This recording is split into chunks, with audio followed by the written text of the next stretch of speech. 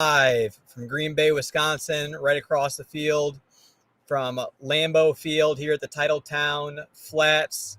Such a pleasure to say, very exciting. We have wrapped up the first week of training camp here for your 2023 Packers. And Dave, we officially have boots on the ground for Packers on the Rocks. It How's that feel? Cheers, yeah, bro. I guess the stream took off so much that we were able to relocate you to Lambo, huh?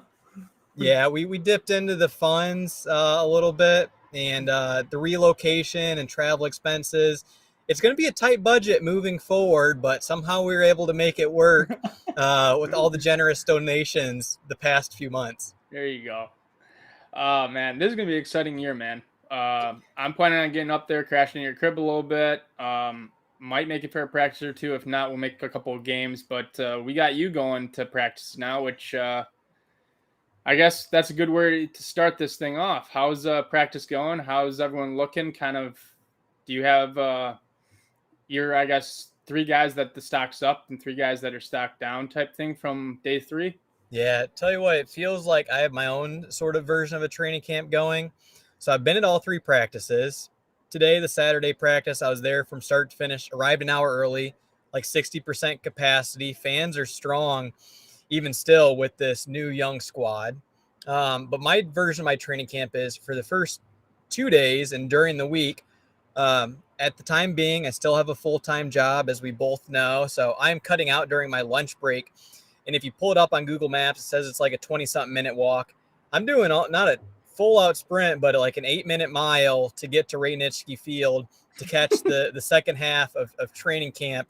And I'm out of breath by the first couple days, but we're hoping to cut down that mile time and be in a little bit better shape here rolling into week 2. But yeah, it's stock up and stock down. Like my quick sort of recap from days 1, 2, and 3. I'll start with days 1 and 2 because I thought today looked completely different. Really gusty winds. I think LaFleur wanted to bring practice inside because, Dave, my first week here in Green Bay, it's done nothing but raining. Like I feel like I live in Seattle, Washington, and Oof. winds were gusty. There was a couple long balls by Love that got held up in the air, and players like Corey Ballantyne had a nice PBU. Jair had another PBU on a throw to Dobbs that afterwards Dobbs went just like this because it was that close to connecting on. So we could chalk up day 1 to wins taking the ball. And I So did before hear, you get to day two, one yeah, real quick thing on the weather. So I get the risk reward factor of, hey man, if the grass is slick out there, you want to prevent injury in the very first couple of days of camp and stuff like that. But I like that he's taking them outside and that type of stuff because guess what? It's gonna be like that in the game time. So get used to the Lambo weather. I mean, I'm for it. I mean, there's that fine line of like caution and stuff like that, but I feel like the years past they've almost been too cautious with stuff, and then all of a sudden injuries pop up because they're not used to it, or it's a slow start because they're so throttled down. I like the ramp up. so do I, trying to react as much as possible. But then on the flip side, LaFleur ended the first 2 practices at the hour 30 mark. So it felt like I was there for like 30 to 45 minutes. And here's the horn going off. I'm like, damn, that's already a wrap on practice 1 and 2. It has helped for injuries. Bakhtiari today went into the Don Hudson Center. I don't know if that was due to injury. Jair was cramping the other day. Nixon on a punt return got hit in the shoulder somehow and had a stinger. But yeah, I mean, the weather was really only a factor day 1. They also said that I was talking to a fan today who was there for like the first snap of 11 on 11. And even though Aaron Rodgers texted Jay Love the night before saying, hey, go out there, be yourself, have fun, I think nerves were still a roll because Love did botch the first snap in 11 on 11 drills. And that's, I mean, young team. It's going to take a while to get into sync. And I will say, as a whole, the offense is down 0-3 to the defense 3 days into camp. Yeah, young offense. It's going to take some time to kind of grow into it. Defense is more of a cohesive unit. I think we can all agree on that with not that many pieces being changed out on the defense. Myers had problems with the snaps to Rodgers last year too. I mean, I don't want to like have it. People think this is like a love bash because there's a botched snap, and yeah, it's teamwork there. But Myers was having trouble with that in last camp too, and Rogers was getting on him, so it might be a Myers thing, to be honest with you. Yeah, it happened again today. There was another sort of botch snap, and we know that Aaron got on Myers with not getting the ball off in time when he's got a free play.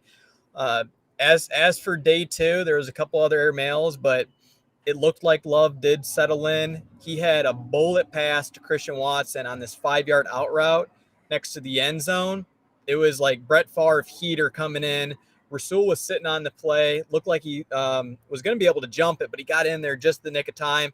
And here's Rasul jumping up and down on the sidelines afterwards, pissed off because he didn't get his hands on the ball. So that was a terrific toss. And the other one that stood out, and so far I think he's having a stellar camp. Stock is rising on Jaden Reed. Had a really nice touchdown grab over Devondre Campbell. He put together another nice day.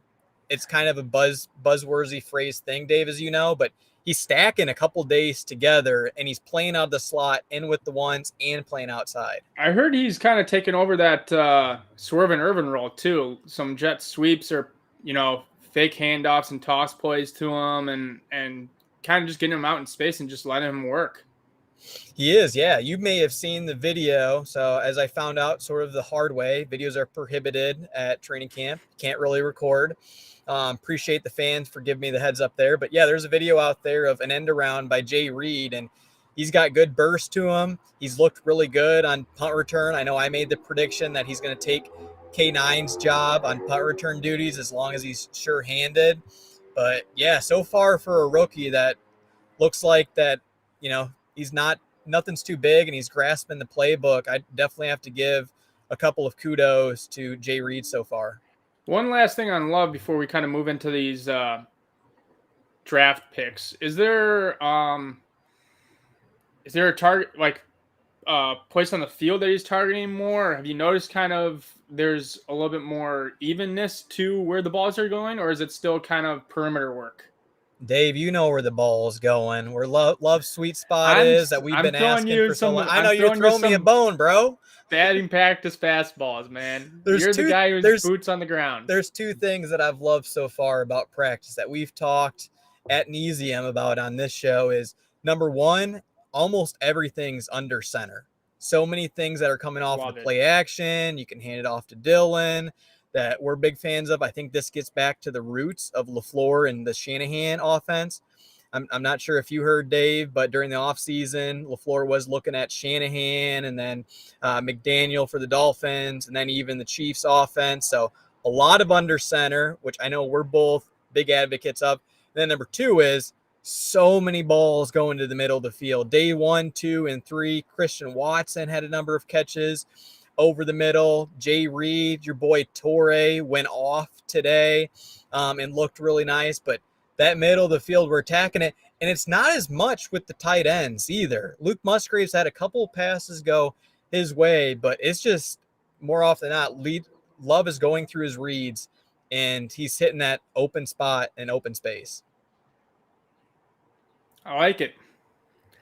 Keep them on their toes. And I think the 12 or the 21, whatever you want to call it, that formation, not get too technical for guys out there, but, the 2 wide receivers, 2 tight end, 1 back sets, I think that just works better for us, in all honesty. I think that's just getting us the most playmakers on the offensive side of the ball on the field. I mean, you got then Dobbs and Watson on the outside. You got the 2 tight ends that you drafted early, and you got Jones in the backfield. And it gives just Love so many options, like you were mentioning. It keeps the defense on their toes because Jones is the dynamic guy on this offense. The offense is going to roll through those backs this year, whether it's deception with the play action or screen passes or just handing the ball off to them. Like, that's where the offense is going to flow through. This is a player I think to keep an eye on. This is my under the radar player just from seeing things on social media, and I believe they have a really good relationship. Jay Love to Josiah DeGuara, and Josiah DeGuara starting to really settle into that H-back role, trying to get him to play as much as Kyle Yesenek. Correct me on the pronunciation if I'm off, Dave, from the 49ers, but I think that Josiah DeGuara could quietly have a big year. He's been in the backfield a ton so far, and somebody that I would expect Jay Love to have complete confidence in. That was one of my big surprises is um, kind of seeing the quote unquote starters on the offense, starters defense on the 11-11 drills of Yep. DeGuara being that tight end one. Musgrave is in there, obviously, but when they go two tight ends, it's Musgrave and it's DeGuara, and Kraft is kind of, I guess, feeling his way in there, I guess you could say. He's been with the two so far. So that kind of rolls into the draft picks, unless there's things that I also want to get your perspective. Like boots on the ground, it's nice, but there's like I'm kind of like dialed in to like watching the offense, love as much as possible. I'm missing other things. There's probably tweets and things that you're picking up, but Kraft Cheese has been with the twos so far. Yeah, I mean, he's kind of been the staple. It's not a draft pick, but the guy that I'm hearing who's having a good camp right now is Campbell. I'm hearing that he's looking good. Last year was kind of more of an injury year than we realized, and he's looking sharp. Whether he's, I know Jaden Reed kind of got in front of him, beat him on that one, but he had an interception today off a tip pass. He's kind of the commander of that defense, and he's been all over stuff. I heard Van Ness had a really good day today as well. Where he was in the backfield. He had a really good rep against Bakhtiari. The guy sitting next to me was like, I think the play should have been blown dead. There was a false start on offense, but it was a run play to the left towards box side. And Lucas Van Ness did a phenomenal job of setting the edge against the top left tackle in the whole NFL. Yeah, I heard he basically blew up the DeGuara today in the background, just like stone cold, like WrestleMania style, just drove him back, and then they had to blow the play dead because he would have destroyed Love. Yep, there's a couple of them. I think that's why. The reason why the offense lost today, I thought they played better than defense because they didn't cash in the red zone in their 2-minute drill. And yeah, there was at least 2 plays that probably should have been blown dead or would have been sacks by whether it's Lucas Van Ness or somebody from the interior defensive line. They got to him a couple times, but Love did a really good job of sitting back there confident and finding the open guy, be it Torrey or Christian Watson or Jay Reed. Those were his targets today. So you said you've been paying attention to offense. The one kind of position that I've been curious about, which I really haven't seen much on, and it's intriguing me, is what are you seeing from the safety position? Because that's a position that we all thought they were going to target. They're all going to do something major to overhaul it, and it was same old, and I'm kind of wondering who they're rolling out there. That's a good question. I don't think we've seen too much so far since Love is attacking the middle of the field and not going deep too much. It's hard to say if there's misassignments or Savage is getting beat or Rudy Ford's getting beat. Both those two have gotten the start all 3 days so far. So safety, it's been a tough one, but I'll say the one player that has stood out. We know how much he brings to the kickoff return team. He's looked so good in the slot is Keyshawn Nixon. He had this play where Love checked it down to the flats to A.J. Dillon, and before A.J. Dillon could secure the ball and turn upfield, here's K9 coming right over the top of him to strip the ball out. Oh. He has been so quick to the ball every single time it's came his way. Love what I've seen out of Keyshawn Nixon. Yeah, that'll be kind of interesting where the back end rolls into, because if Stokes gets healthy and he's kind of playing his rookie like he does his rookie year, it's really interesting to see if Savage takes a step back, if they just roll Douglas back there and just say, we're going to roll with Ford and Douglas back there. Jair's going to lock down one side, and we're just going to hope that Stokes can return to form on the other side. It does hurt us with Stokes being out for who knows how long in the training camp, because I think the ideal setup is you got Sewell and Savage at safety, or Sewell and Ford. You have Jair in the slot because of his shoulder. He's not likely to play it. And then you have Sewell and Stokes on the outside. I don't think there'll be any sort of reps like that, but it's like, Dave, who's the odd man out when Stokes is fully healthy? Like, does he go to the outside? Is he now is he your dime back? Yeah. Like, how do you roll with that? It's a good point. It's a good problem to have, because if you do have someone go down, you have that interchangeable dynamic where you're comfortable with whoever else fills that role. I will say Stokes has looked good running the width of the field in full-on sprints. I don't know if it's a 4.2 speed, but he looks pretty quick. My dark horse is Ballentine, the guy that they got out of Kentucky. I Bro, think he's balled I out think these he's first 3 gonna days. stay. He's here to stay, and I think I don't know what's gonna happen to Stokes because once you suffer an injury like that, who knows where your career is gonna go? But I mean, he's gonna be a part of it. I like what I've seen and read from him going into the draft, and then I have heard so much praise for him around camp. Oh yeah, and that's one luxury that that I have is Jair has taken a liking to Valentine. I see them two interacting a lot on the sidelines. Valentine brings confidence too. He was jawing after a play where he had a nice. It was kind of like a pass breakup, kind of an errant throw to Malik Heath. He's a player that we're keeping an eye on, number 18 on Mississippi State. He had a really nice play on him, and then he did his Jair jawing afterwards. But I've seen him and Jair practicing some things. Once practice wrapped up, and he's had some good reps against Watson and Dobbs. He could make out for a really nice dime back. So, kind of flipping it over to offense now on kind of later picks and flyers and stuff like that. Wicks, I heard, is also having a good camp. Before his concussion, yeah, he's now out for a week. That opens opportunities for others. I haven't seen all too much of him, or my eyes have gravitated towards number 13.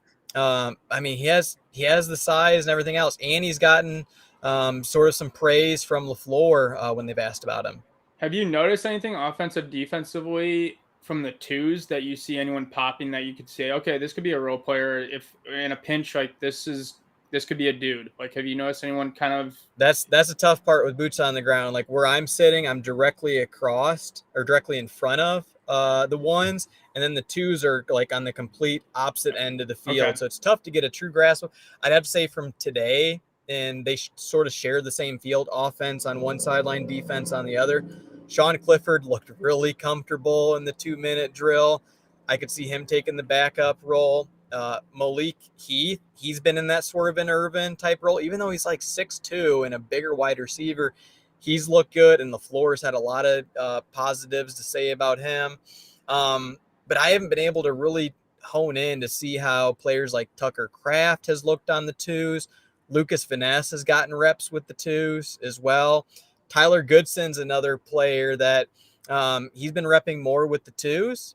And also, they'd notice on day 2 that he was getting in on that sort of an Irvin package and being that motion man where he's such a dynamic player. Get the ball in his hands any which way that you can. And the more that you can make him impact to get on that 53-man roster is nothing but good things for Goodson, who will definitely be taking a liking to on this show and somebody that we're pulling for hard to be RB3. I think. I mean, it's hard for me to say. You're the one who it's your time and stuff like that, but it'd be kind of cool for you to roll with the twos one of these days. I mean, I know it's hard showing up there to practice to be like, I don't need to watch Love and those guys where the attention naturally goes to. But I think it'd be kind of interesting to see if they're running the exact same plays. If they're, I mean, granted it's the playbook, but it'd be interesting to see if kind of they're running the exact same stuff as the offense does on ones and twos, or kind of who's shown out that could possibly slide up to get 1 reps, or kind of what's going on with that. Yeah, I did see Bo Melton catch a touchdown towards the end of the practice with the twos. That's one of the only things I caught. That was one thing that I was going to, like, whether texting or calling, I was going to ask you, like, Dave, like some days should I go to like the front half of practice and see one-on-ones? Other days come to the back half of practice and I only get an hour. And yeah, next week, I'll take that recommendation and I'll sit on the 2 side and watch. I sit on the 2 side, and that's where the ones will be at that point. Just make, I'm sure you're smart enough. You could figure out just look for the, the red 10 and then go to the opposite side. That is, these stands have been packed though. Like you got to find your spot. Otherwise, like if you're getting up halfway through practice, you got to go on the outside. You got to wait a couple minutes, but I have an idea of where the twos are playing at on what side of the field. And yeah, whether it's Monday or Tuesday next week when the real training camp starts and the pads come on and they're thumping, I'll be checking out the twos to see who's looking like a real deal and who could kind of make their way from the twos to the ones as we see that happen throughout camp. Is it hard to get a read on what's going on with the trenches of where you are, or Can you kind of see Yeah, who's taking? without pads on, it's tough to say like who's getting good penetration. I mean, that's one thing, as you know, coming Can into you at least camp, know like who's taking the snaps though? our defensive line, and how thin we are at the position, and where's the run stuffers. Yeah, D line starting has been, I'm sure you could call it, Clark Wyatt and T.J. Slayton so far. Yeah, And I would it's like, expect that. who do we really have behind that? And that's where, when I watch the twos, I can see who's sort of being that number 90 from last year. I'm trying to think of what his name is. White boy out of Prophetstown, Illinois. That Lowry? looked really good in camp. Oh No, no. I'll figure it We'll out here in a figure it. second. Oh, It'll come to me. you're talking about trash can full of dirt? Nope, not Lancaster either. No, that's not Lancaster. Trash can full of dirt isn't Lancaster. That was That is kind of like him though. But That's getting sidetracked. we're sidetracked. All right, back to it. Draft picks though. What I mean, in terms of offensive line, are you kind of happy with who they've been rolling out with the ones? Yeah, it's one of the interesting things, and it was brought up to LaFleur 2 days ago during the pre-practice presser, is Bakhtiari. He's only going to take so many snaps in training camp. I'm fine with him not even playing in training camp, because we'll say, and we'll find out here shortly, Dave, Bakhtiari did leave practice halfway through, and I saw him go into the Don Hudson Center. But since he's only taken so many snaps, someone's got to play left tackle. They're putting Nyman in there a lot. So he's not getting a ton of reps at right tackle to really be able to see a true apples to apples comparison. Who should win the job? I'm almost say like I would gamble is to say that it's Tom's job to lose. Yeah, he really has to mess up and miss some blocks in preseason games for Nyman to overtake him. My guess is it's gonna be Bach, Jenkins, Meyer, JRJ, Tom. Yep. That's what they've been rolling out with so far. And Nyman is just going to be Bach's true backup. Where your swing tackle. Yeah, he'll probably end up getting a couple starts at some position throughout, or Tom will, or Elton, who can play any position. And I will say today it looked as though I got a much better look during position drills. Tom has put on some weight. Bakhtiari mentioned it yesterday in his interviews. He's not missing his meals. Yeah, it doesn't look like he's playing hybrid anymore. There you go. Do you have any other notes that you want to get to? I mean, it's your show, man. I mean, you're there, you're seeing it live, you're seeing it in the flesh. So you got anything good for us? I just like the progression so far out of Love. I mean, from days 1, 2 to 3, you've seen him get more comfortable. He has his players and his plays that he's going to gravitate towards, like your Dobbs slant. That's been sort of a staple for him so far. And finding Christian Watson over the middle of the field. He's missed him a few times, but out of this first week, I'd have to say you have to be encouraged by what you're seeing out of Jordan Love here so far. How's the reception been? The vibe and the energy. I thought there was kind of a lull. There was a couple times where I'm like, let's go K9, or nice ball, J Love. And the crowd's been kind of quiet. They've clapped. They're waiting for those ooh and ah moments, like a big catch. The biggest ooh and ah was when Torrey caught this sideline grab in the 2-minute drill. Beautiful ball.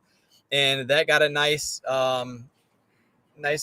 praise from the crowd. But other than that, it's been kind of, I wouldn't say lackluster, but it's sort of like people are on the edge of their seat waiting to see what happens. And there's just so many unknowns and mysteries to this team that you're so used to. When you see Aaron Rodgers at training camp, he's going to have a few wild plays a game that they're just kind of figuring their way out. And the crowd's been so-so. I mean, I have nothing really to compare it to since I wasn't here last year to now. We were talking about this earlier, but would you compare it to, remember when 2020, all you heard was the defense dominating the offense? And then it was like, okay, like we're going to have a really good defense and a really good offense. And it turned out the offense just kind of meandered its way through the season, and the defense wasn't as good as we thought. We just had kind of a below average offense. Is that kind of the feeling right now of like the defense is having their way just because we're young, we're inexperienced, and it's gonna be like an uphill battle on offense? I think it is. Yeah, I'd say it's more of that it's early for the offense. They're not fully in sync, so they have that upper hand and advantage, as Rodgers always like to say, and then they'll settle in.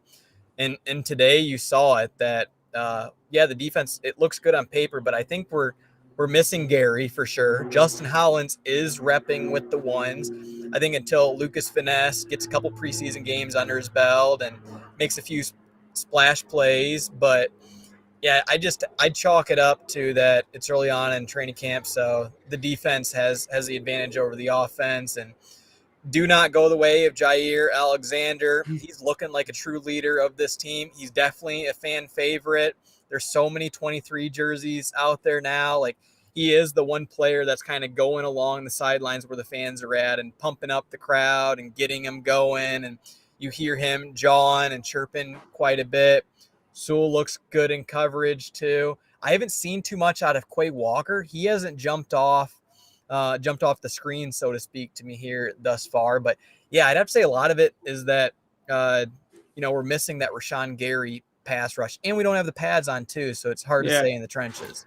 I just don't see there's any way that Van Ness doesn't start like week 1. Like, he has to be on the field like starting week 1. He's your premier pick in the draft. You have your premier pass rusher out with an ACL. Like, it makes all the sense in the world that he's going to take. I think we have depth there. I just think that athleticism you just want on the field more often than not. Yeah, and Dave, I'm concerned about our defensive line. We've talked about it, how we get gashed, and we got Bijan Robinson week 1 for the Falcons coming up that could pile on 150 yards. But it's like, after our starters, it's like, where do we go from there? Like, I'm not seeing Lucas Finesse really rep with the defensive line, even though I think you can kick him in there. Yeah. Like, that's the one position group. It's like, Kenny Clark, I still feel for you so much, because I haven't really been able to tell until family night, like, how Wooden's looking, how Carl Brooks is looking so far. They have said that Wyatt's done a good job of getting in the backfield, but there's one position group to really keep an eye on. It's that defensive front. Yeah, I think that's always kind of, I mean, since probably 2011, that's been the really, I mean, 2014 was good too, but it's been few years and that we've actually, that's been like, okay, this is set, like, we're good here, we don't have to worry about it. It seems like every year, once you get past kind of the 2 or 3 guys, it's like, okay, we might be in trouble here. Dave, who's your camp darling? We have them every single year. I always think of like your touchdown Jesus, your TBLS.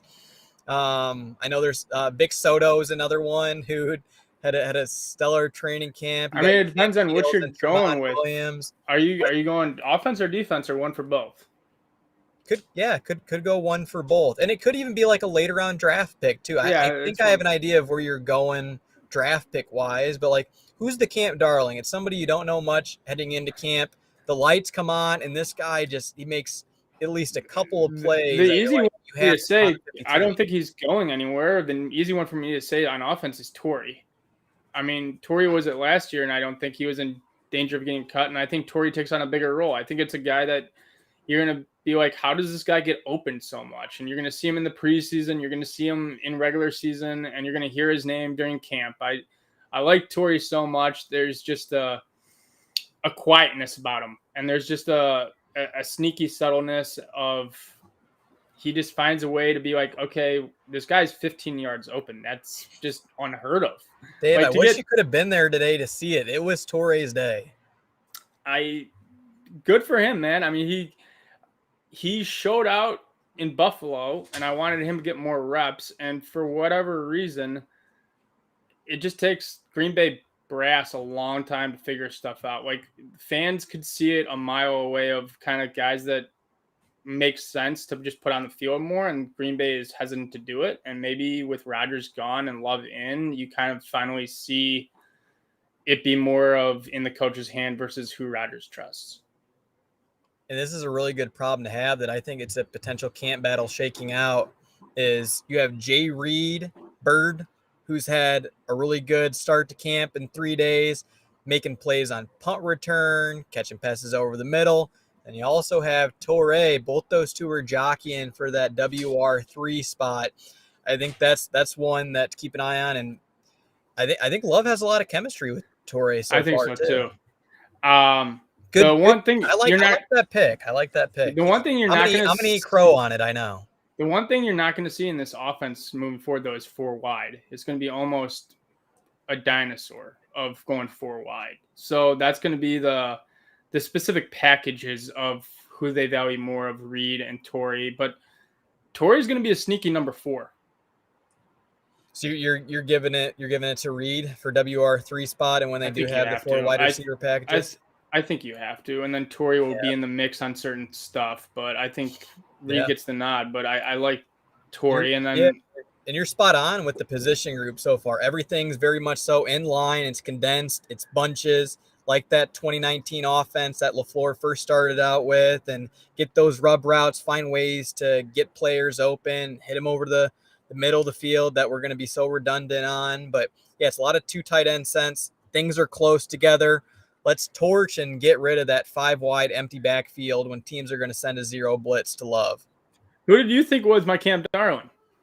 Thought it was going to be Valentine on defense. I mean, 37. He kind of looks like Sam Shields too.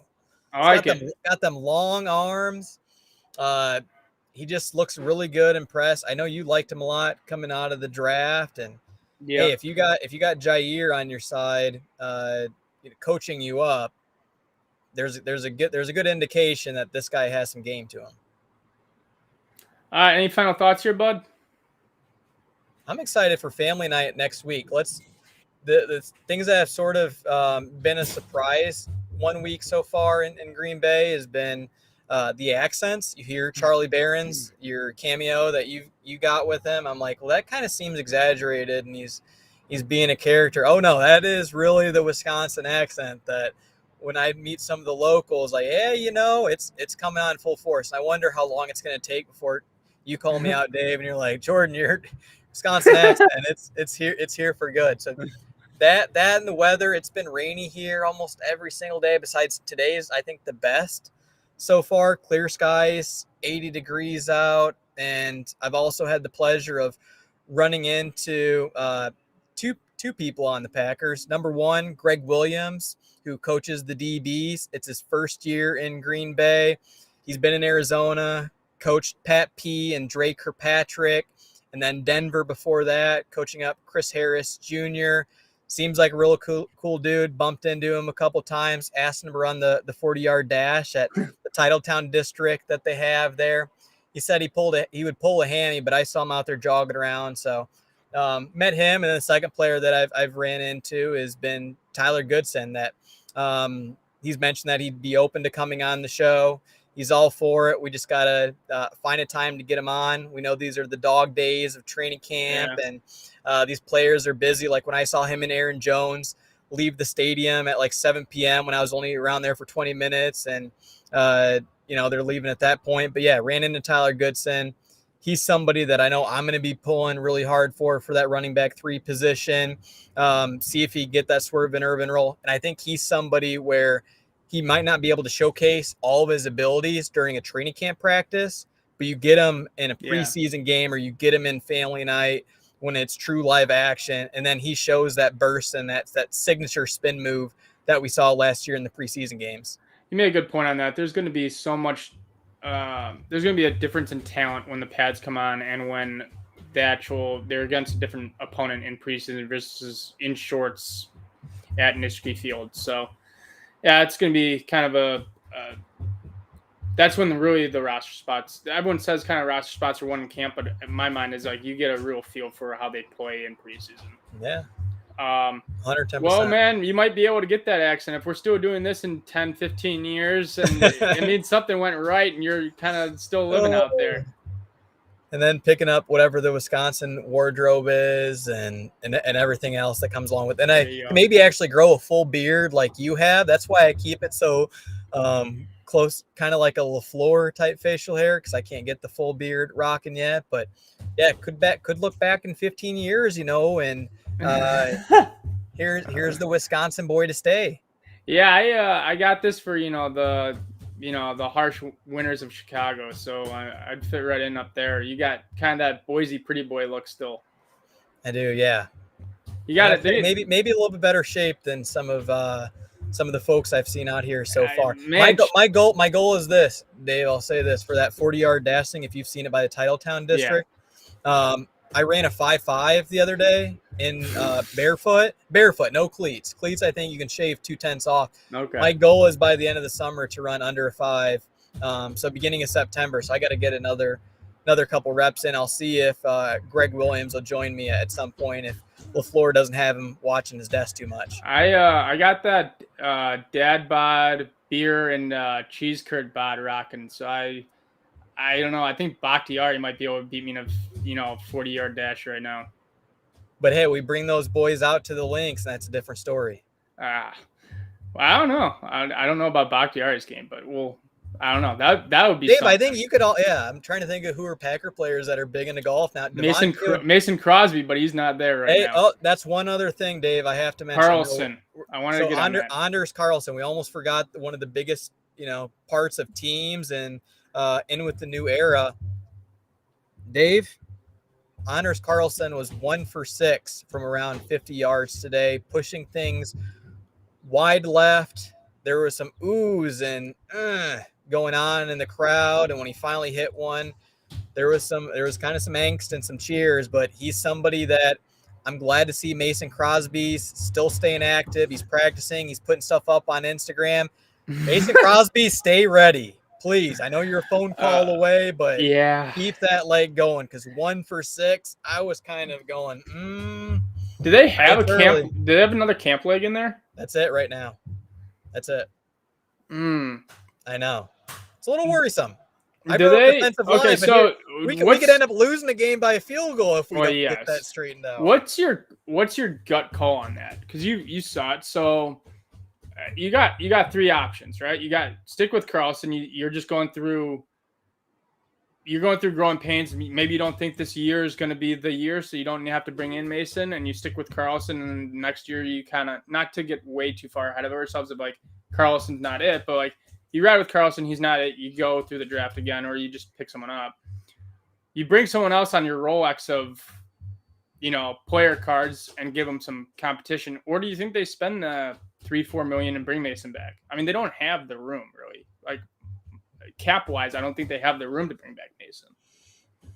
Or I hope it's just early, and it was a big crowd on Saturday, and it's a golf swing, man. You could tell, like when he hit the first couple left, everything just sort of trended towards that way.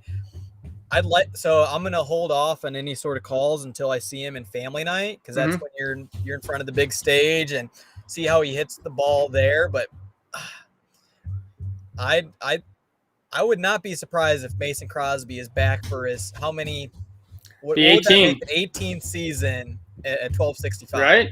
Be 18, wouldn't it? Yeah, so it's either that. So here's the fourth thing to consider.